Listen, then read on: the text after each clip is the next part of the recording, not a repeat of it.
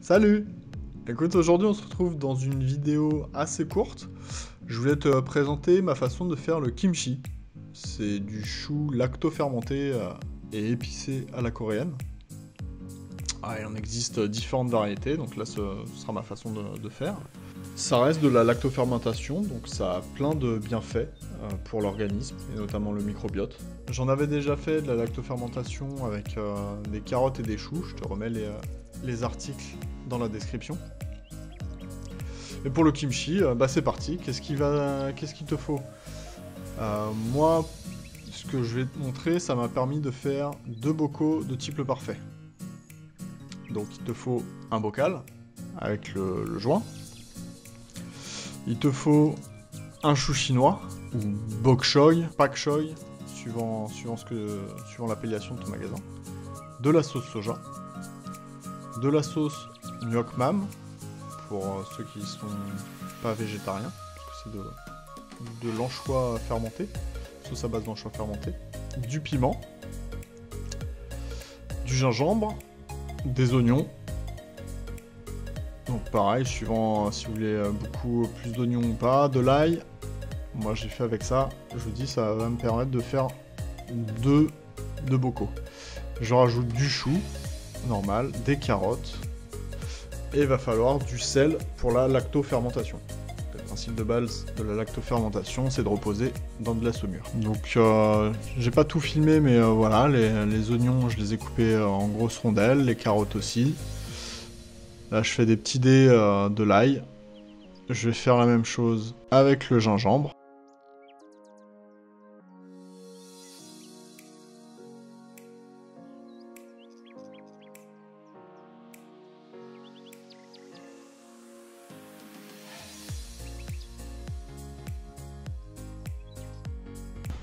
Puis le chou, pareil, je le coupe grossièrement en carré. Ce qui va me permettre du coup de mettre tout dans un saladier,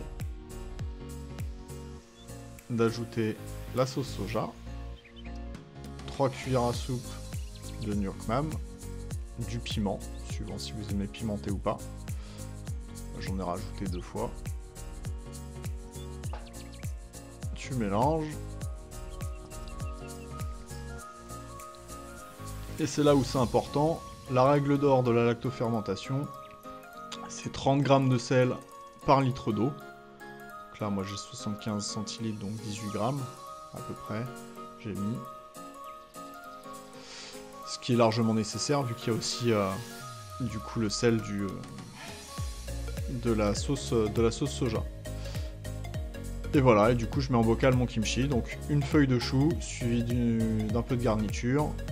Je recouvre d'une feuille de chou chinois, puis la garniture, puis une feuille de chou chinois, puis les garnitures, etc., etc. En veillant à bien tasser pour que la saumure recouvre bien tout.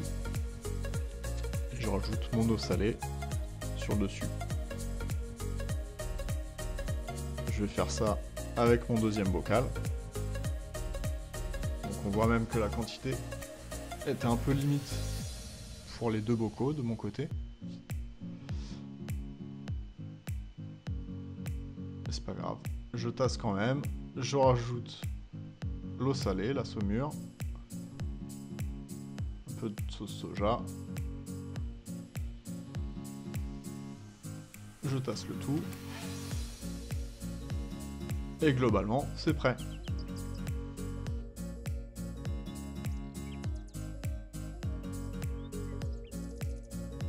Un petit peu de nettoyage.